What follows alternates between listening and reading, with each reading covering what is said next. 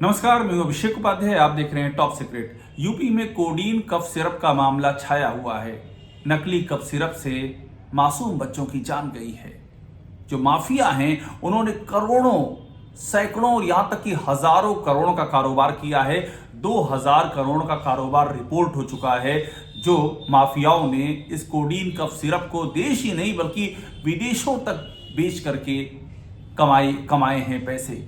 और इससे जो जान गई है वो जान भी राजस्थान में मासूम बच्चे मरे हैं, मध्य प्रदेश में मासूम बच्चे मरे हैं और यहां तक कि सेंट्रल एशिया और अफ्रीका तक में मासूम बच्चे मरे हैं जहां पर ये कोडीन कफ सिरप निर्यात की गई है। और इन सब के बीच में एक महत्वपूर्ण डेवलपमेंट हुआ है। केंद्र ने एक रिपोर्ट मांगी है।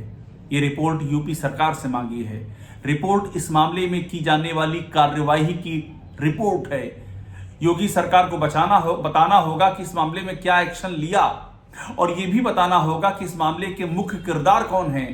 और बड़ी बात यह है जो हमारी जानकारी कहती है कि इसके पॉलिटिकल कनेक्शन को लेकर के केंद्र ने जानकारी मांगी है कि कौन से राजनीतिक चेहरे हैं जो इसके पीछे हैं। वे कौन चेहरे हैं, वे सफेद पोश कौन हैं जो मासूमों की मौत की इन सौदागरों को बचा रहे हैं। इसकी जानकारी केंद्र ने मांगी है। और ये इसलिए हुआ है क्योंकि मामला वाराणसी से जुड़ा हुआ है। इस मामले का मुख्य किरदार है, उसका नाम शुभम जायसवाल है। शुभम जायसवाल बनारस में जिस तरह से करोड़ों की कफ सिरप की खेप उसने ऑर्डर कर दी बनारस में रहते हुए, और पूर्वांचल के तमाम जिलों में, सोनभद्र में, चंदौली में, जौनपुर में, बलिया में, इन तमाम जिलों में पूरा नेक्सस बना करके उसने ये कोडीन कफ सिरप को यहां से दूसरी जगहों पर भेजा है। फर्जी कंपनियां बना करके, फर्जी दस्तावेजों के आधार पर स्टॉक हुई ये नकली कफ सिरप और यहां से घूमती रही और एसटीएफ हाथ पर हाथ धर करके बैठी रही। 2 साल हो गया। फरवरी 2024 में एसटीएफ ने इस जांच को अपने हाथों में लिया था। एक ज्वाइंट कमेटी बनी थी एसटीएफ की और औषधि विभाग की, और तब से अब तक 2 साल पूरे होने को आए हैं। एसटीएफ तब जागी है जब हल्ला शुरू हो गया, जब मासूम बच्चे मरने लगे, जब पूरे देश से आवाज उठी, जब विदेशों ने टोका कि ये क्या हो रहा है, तब जाकर के जागना पड़ा। जब केंद्र ने पूछा कि ये क्या हो रहा है, तब जाकर के गिरफ्तारी शुरू हुई। लेकिन इस बीच में शुभम जायसवाल तो भाग चुका था। हमारी जानकारी कहती है कि केंद्र जानना चाहता है कि शुभम जायसवाल गिरफ्तार क्यों नहीं हुआ। इस मुख्य किरदार को भगा किसने दिया?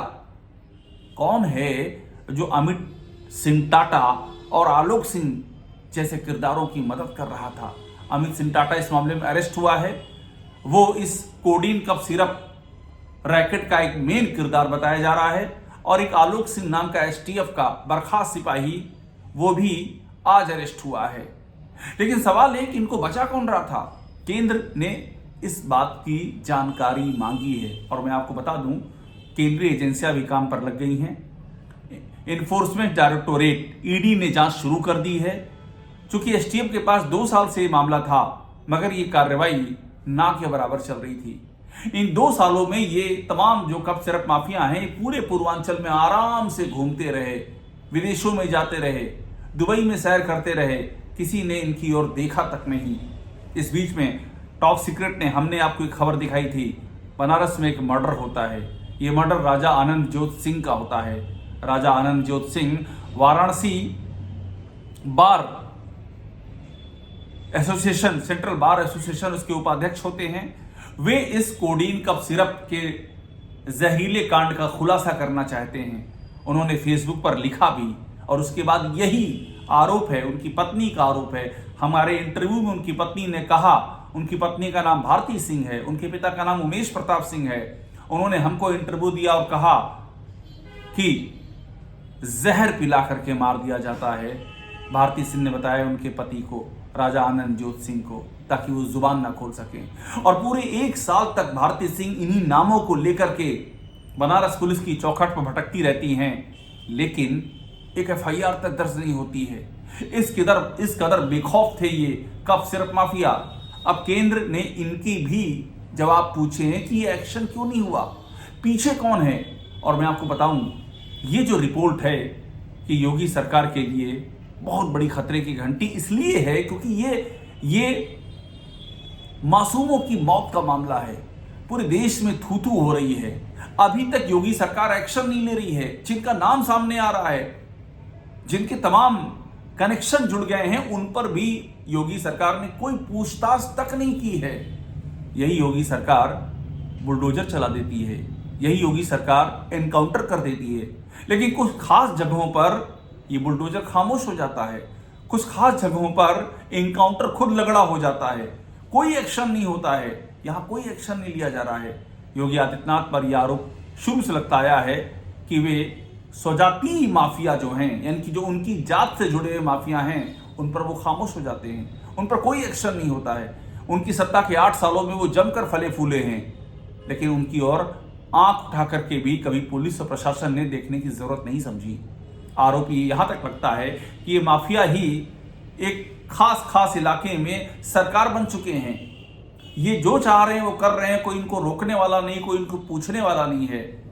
अब केंद्र ने इस बाबत भी सवाल कर लिया है और बड़ी बात यह कि खुद बीजेपी के अंदर से आक्रोश की आवाजें फूट रही हैं। इन तमाम इलाकों में जहां ये माफिया ऑपरेट कर रहे हैं, वहां जो बीजेपी के नेता वो इनसे त्रस्त हैं, वो खुद इनकी शिकायतें कर रहे हैं। हमारी जानकारी है ये शिकायतें भी दिल्ली दरबार तक पहुंच चुकी हैं। बीजेपी के अपने नेताओं ने शिकायत की है, बीजेपी के अपने सांसदों ने, विधायकों ने, यहां तक मंत्रियों तक ने बात पहुंचाई है कि पिछले 8 सालों में कितनी बार हमने ये बात कही, लेकिन सरकार ने कोई एक्शन नहीं लिया और अब तो बच्चों की मौत हो रही है। आपको याद होगा मायावती सरकार में एक एनआरएचएम घोटाला हुआ था। ये मामला उसी तर्ज पे जा रहा है। एनआरएचएम घोटाले में आखिरकार उस समय की मायावती सरकार को एक्शन लेना पड़ा था। उसमें कई सारे सीएमओ की हत्या हुई। बाबू सिंह कुशवाहा उस समय जो मंत्री थे उनको हटा दिया गया, निकाल दिया गया। हालांकि बाबू सिंह कुशवाहा ने आरोप लगाया कि मैं नहीं बल्कि जिम्मेदार कोई और है, उसको बचाने के लिए किया जा रहा है। इस बार भी वही कंडीशन है, लेकिन फर्क यह है कि बहन जी की सरकार में तो एक्शन हो गया था, लेकिन यहां एक्शन भी नहीं हो रहा है। सिर्फ छोटे किरदारों को, छोटे प्यादों को पकड़ा जा रहा है और बड़ों को पकड़ने को कोई तैयार नहीं है। और पकड़ना तो छोड़ दीजिए, उनसे पूछताछ करने को भी कोई तैयार नहीं है। और इसीलिए केंद्र की ये रिपोर्ट बहुत मायने रखती है। हमारी जानकारी कहती है कि आरएसएस भी इस मामले को लेकर के बेहद चिंतित है, क्योंकि इससे सरकार की छवि बुरी तरह खराब हो रही है और ये पूरा मामला केंद्र पर भी जा रहा है, आरएसएस पर भी जा रहा है, हिंदुत्व की राजनीति पर भी जा रहा है। मरने वाले जो हैं, जिनके चिराग बुझे हैं, वो ऐसा नहीं है कि वो किसी खास धर्म के हों, उन्हीं घरों के बच्चे गए हैं जिन घरों का वोट मिलता है इस सरकार को। और ऐसे में ये माना जा रहा है कोई बड़ा फैसला और कड़ा फैसला होना ही होना है, जिसे अब तक टाला जा रहा था, उसका समय आ चुका है। उत्तर प्रदेश पर नजर रखिएगा, बहुत जल्दी बड़ा फैसला हो सकता है और ये कोडीन कफ सिरप का मामला एक बहुत बड़े बदलाव की आधारशिला तैयार कर सकता है। टॉप सीक्रेट देखते रहिए, लाइक कीजिए, इसे सब्सक्राइब जरूर कीजिएगा।